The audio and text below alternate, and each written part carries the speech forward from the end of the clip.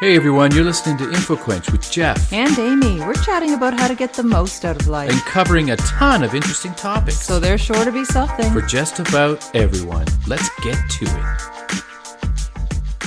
Hey everybody, and welcome to InfoQuench. I'm your host, Jeff. And I'm Amy, and we just finished decorating our house with all our indoor Christmas decorations, and that's what spurred the idea to do this podcast. You're right, it was a merry time. I always love decorating the house for Christmas, and we're doing it relatively early this year. We are. Everything but the tree. We do a live tree, so we have to wait a little bit closer to Christmas so it doesn't dry out. That's right. It's so much work putting Christmas decorations up. I figured why not get them up a little earlier so we can enjoy them a little longer. It's not work with the three of us, though. You know? Well, I shouldn't really call it work. Yeah. It takes the merry really, out of it. You know, it's not a bad thing. It's a good thing. We were right? cranking the Boney M and... Yeah, digging out all the old Christmas decorations, blowing the dust off them, cursing the ones that were broken. It's interesting, though, for the second year in a row, there's an entire tub of decorations we can't find. I know. I don't know how we would lose an entire plastic Rubbermaid tote in our house, but we've managed to do it. In the basement for it? No, nothing. Anyway. No idea. I even went down thinking that you might have been man-looking. Yeah. And missed an entire tote, but you did not. I did not. So who knows if somebody came into our house and stole that one thing? Yeah. It would be a very disappointing steal. It was a really good thing, though. It's a good positive Christmas this year for sure. I think so. I think it's last year was hard. It was heavy with COVID. Yeah. I think the world's coming out of that mindset a little bit, and we're starting to get in the holiday spirit. I know we are in the McLennan household anyway, and that's what we're going to be talking about tonight on our podcast. Or what are we talking about? Or this morning, depending on when you're listening to this. Whenever you're listening. It's the afternoon or 2 a.m. Yeah. But it's going to be 14 unique Christmas traditions. Yes, I've numbered them for my own... sanity. Yes, insanity. It's insanity when I number things and then try to stick to a list. But we're going to do it. I like a challenge. You do like a challenge. So let's get to it. So the first one, well, actually I want to start out with a quote on this one. And it was funny because I said to Jeff, I'm like, I just can't really find a good holiday or Christmas quote. Yeah. So then I just decided to find a Billie Holiday quote. You went to the other holiday. That's so funny. So you went from Christmas to jazz. So did you do jazz hands when you did it? I might have did a little jazz hands while I was Googling. The quote from Billie is actually a song lyric from the song Crazy He Calls Me. And the quote is, "The difficult I will do right now, the impossible will take a little while." Yeah, that is pretty good. I love it. I can imagine her actually saying it. And maybe I'm trying to think, that's a great quote in life, but I could tie it to Christmas decorations and say maybe the indoor decorations in general were a bit difficult. Maybe the tree is impossible, but I'll do it. It'll just take a little while. Yeah, absolutely. A live tree, though, does seem a little daunting every year. You have to... You want to get an artificial tree? Is this what we're doing right now? No, are we deciding this? I'm not going there yet. Okay. I feel like it's... Yeah, no, I just love the smell of the tree. You do. And that's why I bought a wreath. And I love the mess. Though. I love finding needles in June that were swept underneath the couch. Mm-hmm. All of those things. That's why I got a wreath, though. So when we come in, we can smell the pine. Yes, that's right. Jeff picked up an awesome wreath. We proudly host our podcast out of St. John, New Brunswick, and we have an awesome St. John city market, and they are always selling all the great greenery, so fresh wreaths. And when this one dries out, because we got it pretty early, we'll just buy another one and swap it out. That's right. Get some fresh tree smell going on. They're great. A lot easier to swap out a wreath than it is to swap out a whole Christmas tree. The first one, I tried to find some unique Christmas decorations. Well, I always try to find unique Christmas decorations, but for this episode, we're talking about traditions. And I tried to find some unique ones. In doing my research, I came across a lot of things that I think people just are already doing. So this one was pretty cool. Number one is to trace hands. So this is more for people who have children in the house who are growing up, and the idea is to have a flannel tree skirt, or you could use the backside of a regular cloth tree skirt, I guess, and you trace your child's hand each year, right, and just write their age in it. And what it is you kind of go around the tree skirt and you can see how their hand grows each year. Oh, wow. I could see That's interesting. your eyes just like when you had this realization of how magical that would be. Yeah. I could see it in your eyes. I got that Christmas twinkle. I'm telling you. Now That's we- really interesting, though. Would you remember to do it every year? I guess that would be the Christmas tradition. That Well, would as long be as you the didn't thing. lose the tote that had the whole tree skirt in it. Or the hand. You gotta have the Oh my hand. God, that's a horror Christmas. I know. But Chucky Christmas. yeah, the handless family. I thought it was kind of cool, and and then Yeah. it's just a little. It is a really. I've never even thought to do that. No, I and now thought- that Hux is 8, I think it's a little late to start. But Yeah, I thought initially where you were going with that was that you make the plaster cast of the hand. Can you imagine doing the plaster cast of the hand every year, and you just hang have this them, put them growing around the house. You could Yeah. decorate them for Christmas. It would be pretty cool. You could. The next one is number 2, tell Christmas stories. And I was doing this with my mother today. We were on the phone. I was working on yet another puzzle, and my mother was decorating the tree and hauling out decorations. And she was sort of telling me about each one. And I remembered them all, from when I was a kid. And just because you do remember each one has its own little story, or you remember how maybe it was broken and you tried to fix it and you sort of half fixed it, but you're still going to put it up anyway because it's special. And they have these bells. My parents have these bells that Oh, yeah? you plug them in and you turn them on, and they play crazy music. It's just they're just electric Like bells. our Santa that plays the saxophone. That's right. Yeah. And they've been they're literally 40 years old. Oh, wow. Like, I'm in my 40s, and they've had them since I was a kid. Maybe they may even bought them before I was born. Right. And Mom was hauled them out when we were on the phone, and I said, "Do they still work?" She said, "Let me plug them in," and I could hear them coming through the phone. So it's great to tell Christmas stories, when you're sort of pulling out the ornaments. But I think just the idea of storytelling is a great way to keep those memories going and pass through generations these awesome stories. So why not take a time, Yeah. whether it's on Christmas Eve or just another special night around the holiday season, where you just sort of sit around and everybody talks about their favorite memories or their favorite story from There's the usually Christmases something past. story-worthy from every single Christmas that has passed. So there's no... What's the word? What's the... Shortage? Yeah, shortage. There's no shortage of information there. You were just Yeah, there we falling go. short of the word shortage. I was. You were almost there. The word was not showing up in my vocabulary. It happens. That's what happened. I'm here for. I know. Number 3 is not to tell a Christmas story, but to listen to one by candlelight. Oh. Oh, says housekeeping website. Or Christmas lights. I don't know. I think they're just saying atmospheric. Or if you're somebody who happens to have a fireplace, you could sit in front of that. You can just get a bonfire going. Yeah. You could sit in front of a light bulb. You can do whatever you want. But the point is to listen to a story. So, there's that scene in the National Lampoon's Christmas Vacation where they're reading, the classic Christmas story that now I can't think of the name. Whatever that The was. night before Christmas. That's it. Yeah. That's it. See, we're here for each other. What a team. Yeah. Between us, team. we've got all the words. 'Twas the night before Christmas and all through the house. So you can certainly do something like that. There's actually you can play an audio version. Charles Dickens' The Christmas Carol, just do a search on that. But one that's a little bit more of a modern option is there's an episode of This American Life, episode 47. What it is it's David Sedaris. I love David Sedaris. He does this, it's called Santaland Diaries. And he talks about his time at Macy's working as an elf. The movie based on his experiences, I wonder? It's supposed to be hilarious, and it's a true account of his 2 Christmas seasons that he spent working there in Macy's department store in New York. I guess a shorter version of the story had aired on NPR's Morning Edition, and it generated more tape requests than any story in the show's history at that point. I have anyway. not heard this yet. I've So read it's- a couple of his books, but I don't know So this. it's a podcast episode, This Yeah. American Life, episode 47, and it's actually the second act. Did you listen And to it yet? I haven't downloaded it, and I'm going to check it out. I It's wanna only about listen to half it an too. hour, so yeah, well, maybe Listen to it. that's Why what don't we'll we do. start our tradition of listening to that every year That sounds great. this year? And we'll do it around. We don't have our Christmas tree up yet, so No. light bulb it is. Light bulb it is. It's a very sparse Christmas. No. Number 4 is to play holiday hide and seek. What? This one I think a lot of people do. The whole People, I think hide kids the pickle. do this. You know the hide the pickle one. Oh, yes. Don't we have that pickle? We do have. It's probably in the tote.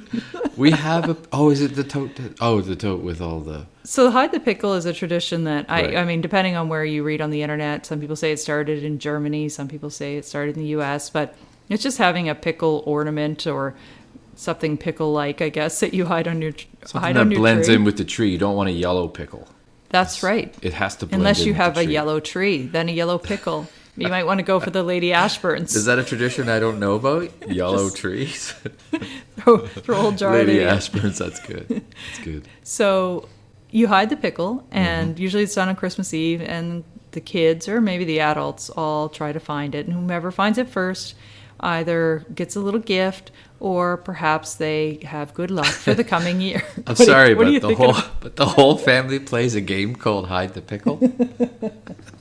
That's hilarious. If there was a charcuterie board, we could bring salami into it, but we won't go there. This is a clean show. What kind of board is it? Charcuterie. Oh yeah, okay, that's Everyone's favorite word to say. charcuterie.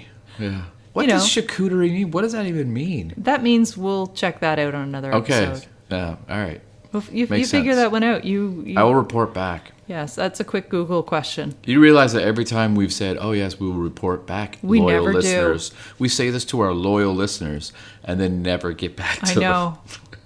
We are completely Sorry, guys. yes. Thanks for still listening to us, though, because people are listening. There is still. the odd time we do remember to It's get true. back on something. We do.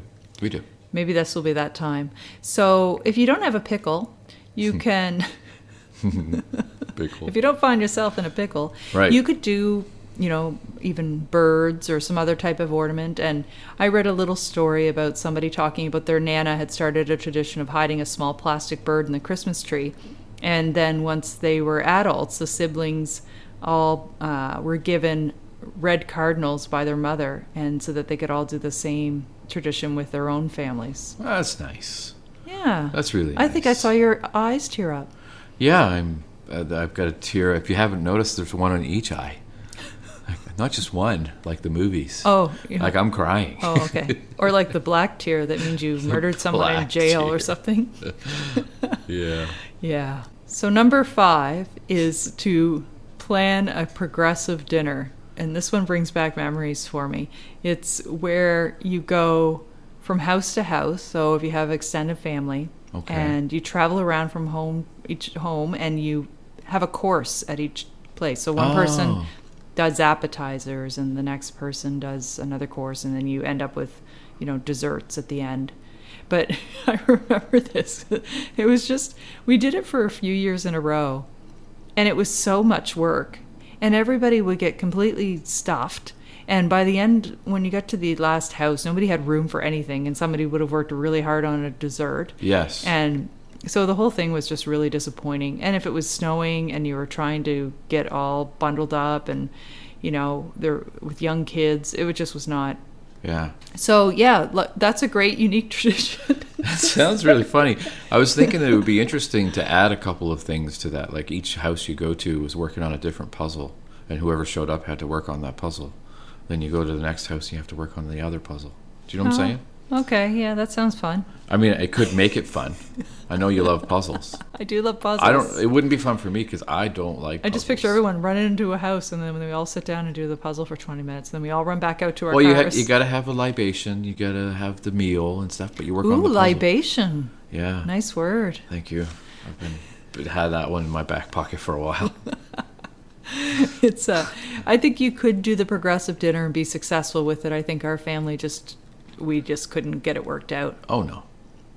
So, number 6, looked for decked halls on Christmas Eve. I mean, you can do this any time of year, whether it's going for a drive to look at Christmas lights, or even just taking a walk around the neighborhood and checking out decorations that people may have up on their lawns. Or it's a great way to get out into your community and connect with neighbors.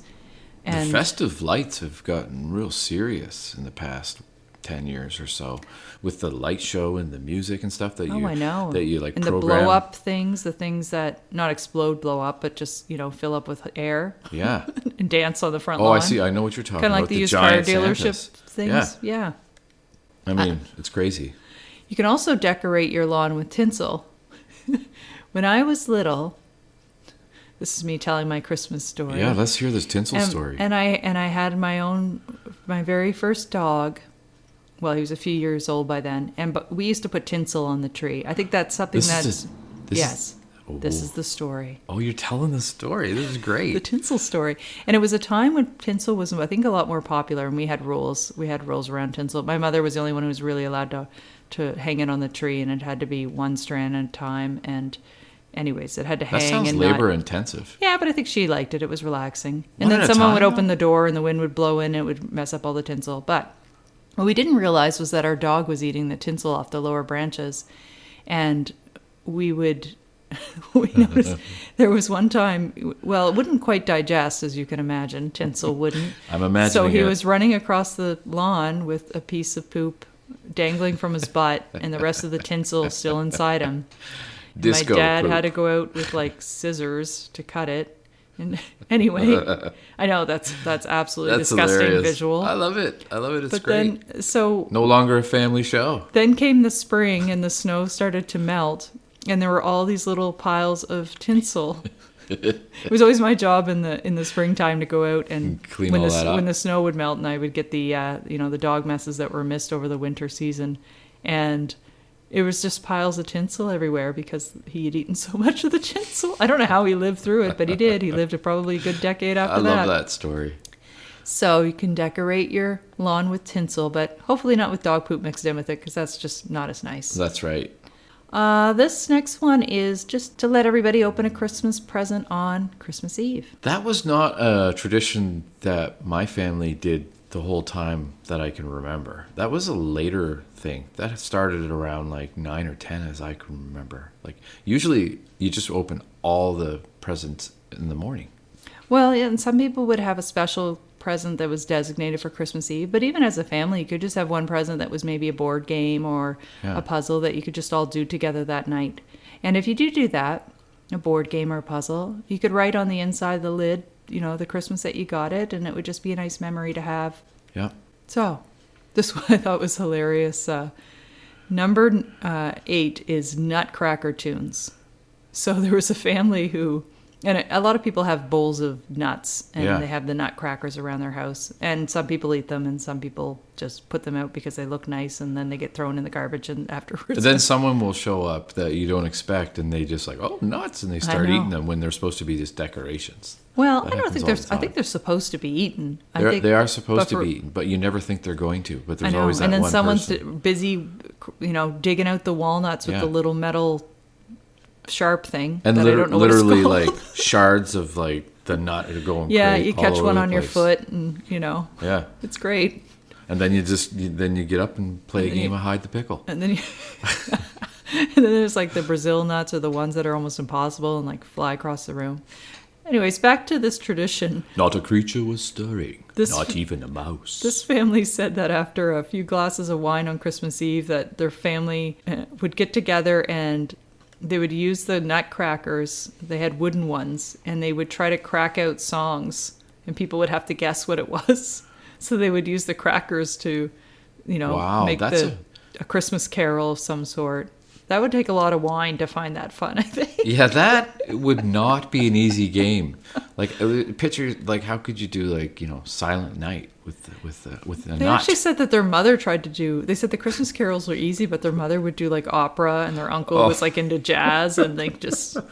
Who's this? It's Miles Davis. It's like the Christmas version of Spoons, playing the spoons. It's so funny though. I would be amazed if anybody got it right once. Seriously. Yeah. It's not easy. Number 9 is holiday crafts. So just to do a craft, we used to do ornaments so that there would be, an ornament each year that we would have done as a craft together. One year we did ornaments out of Play-Doh that was supposed to harden and preserve. And then next winter when we took them out to put them up, they were all rotten. At first I thought you said holiday crap. And so I was like, are you talking about the dog again? The tinsel? Oh, okay. Now I'm crying. Oh, you are. Tears of laughter. No, it's so don't make them out of Play-Doh, but other holiday crafts are a fun thing. They're a fun time to do with family. Whether they turn out or not, the memories will turn out. You can have a lot of fun with Or tinsel not. as well. Number 10 is just to teach your kids about giving back. And we actually have done this with Hux a few years. We recently did a good declutter, so we probably won't need to do it this year. But we would spend a few weeks prior to Christmas and just going through toys. And essentially we would just say, we got to make room for more toys to come into the house. And if Santa comes and sees that you have too many toys, he's not going to leave any. And we would just basically pick out, things that could be donated. Number 11 is to do a baking swap. And I've done this with family before, or friends, because usually when you do a whole batch of one thing at Christmas time, it's a lot to have around, like a whole batch of fudge. So if you have a group that you sort of get together and you all do a different recipe, and then you can exchange, and you can have a few squares of one kind and a few cookies of another, and then you have a good mixture of Christmas sweets. So if you don't bake, you're just having a holiday alone. Yeah. Because I don't bake. Do you? Yeah, you can make amazing cookies and bread. You're going to make some bread soon? Make some bread. Maybe. Sorry about that little Always aside, keep them wanting more. Yeah. That bread is a rare occurrence. What? It's every 5-year bread.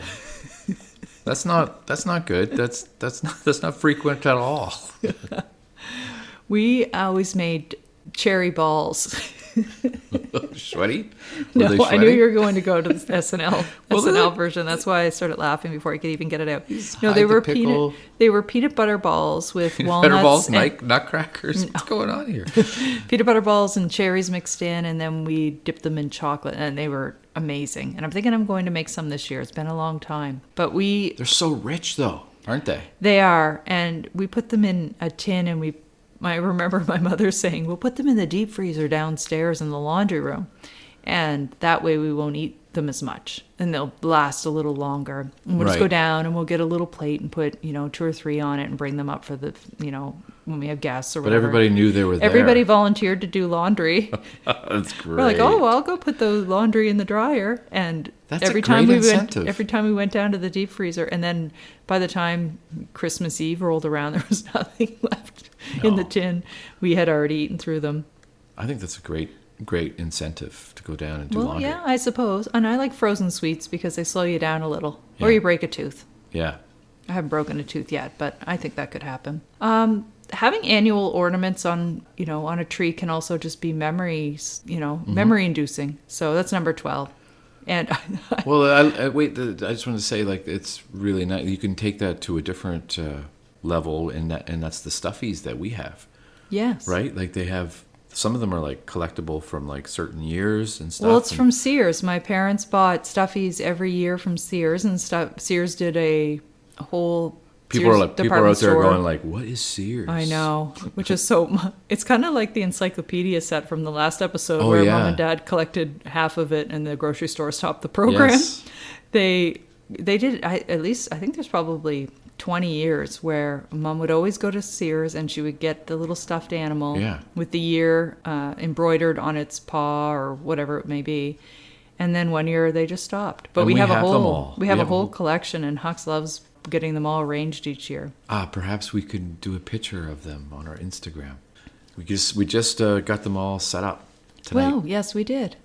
We certainly can. Yeah. That's a thing we can make happen, and we'll follow through on that promise, unlike all our other We ones. will. No, I think we do more than we give ourselves credit for, to be honest. But the idea of these annual ornaments and having memories, I'd read one woman talked about the fact that every year they would eat donuts and champagne, and drink champagne while they decorated the tree, and they would save the wire cage from the top of the champagne bottle, and they'd write the year underneath, and they'd actually put the cages on the tree. Oh, that's a great as idea. decoration, so their tree was adorned with these. They were at the point of the article 27 champagne cages, and they just use a Sharpie to write the year underneath each People one. come to visit and they're like, "You guys really like champagne." And they try to pick ones that were colorful. So yeah, it was. I love that idea. It's great. But I read people said, well, like, don't just stick with ornaments. Do mementos, like, the keychains that you get from trips. Oh, things. yeah.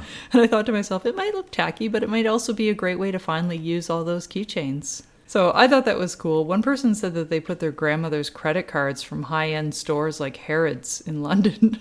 They hung them on the tree, which I found odd. That is rather odd. I know, it is strange. So, yeah. Your And uncle one has person- an amazing tree of Oh, it's incredible. it's the most incredible tree I've ever seen. I know all of the ornaments are moving. He has a whole train set that goes all the way around the tree. It's really cool. Like He's got all these pop culture ornaments that actually like do things and stuff, you know? Oh Like, yeah, he's got the leg lamp. I can't even remember. Oh yeah, the leg lamp and But you can just stare at his tree for hours. Yeah. And there's just so many really, really cool ornaments to look at. That's my Uncle Peter. Very Yeah. cool tree. And so in that same article about hanging weird things from the tree, one person said that their brother played Captain Hook in the 2nd grade, and they hung the hook on the tree with a green ribbon as a memento. That's Again, interesting. I mean, wow. I guess it's just the idea of hanging memories, right? Hanging up memories, yeah. Maybe we should adopt that a little bit more.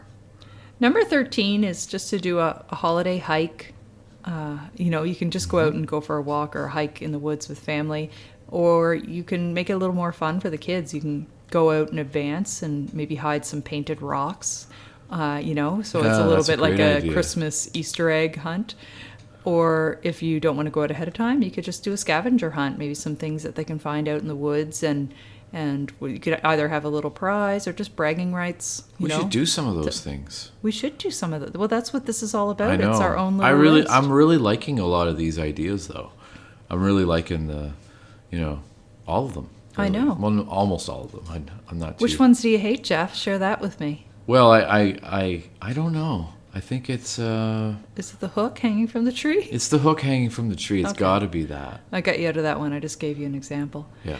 The holiday hike brings me to my last tip, which is to have a winter picnic.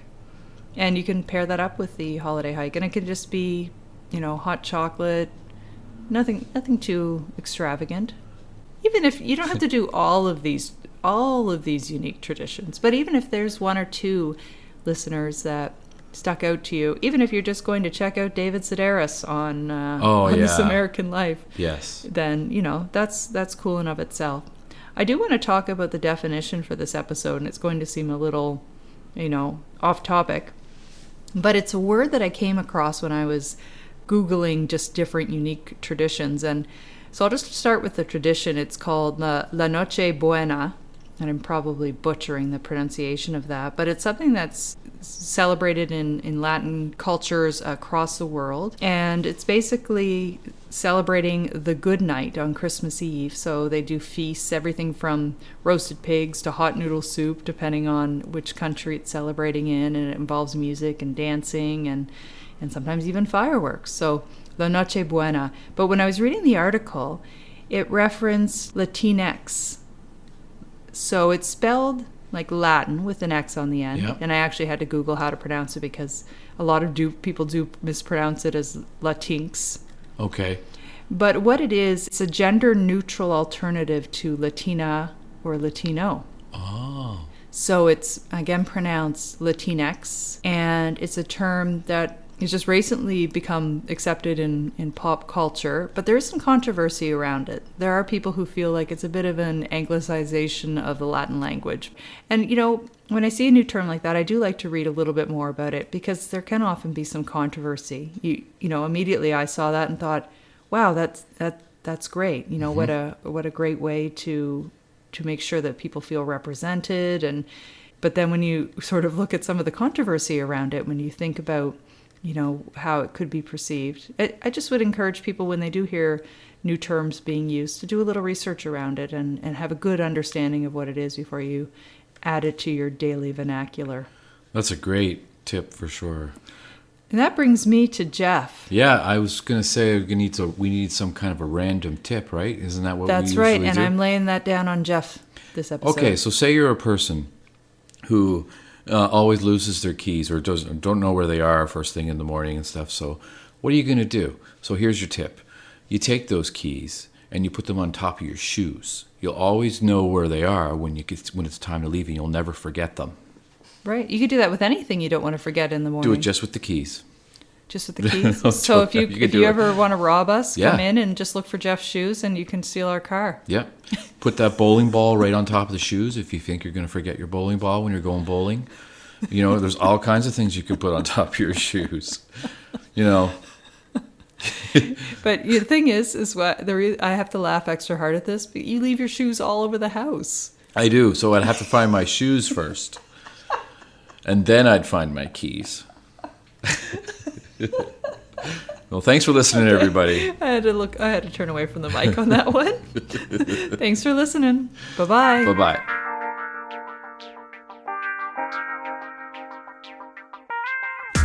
Thanks for listening. Be sure to check out past episodes and subscribe to keep up with what's new. You can find us anywhere you get your podcast, and why not leave a review? You can also follow InfoQuench on Twitter, Facebook, and Instagram. Till next time.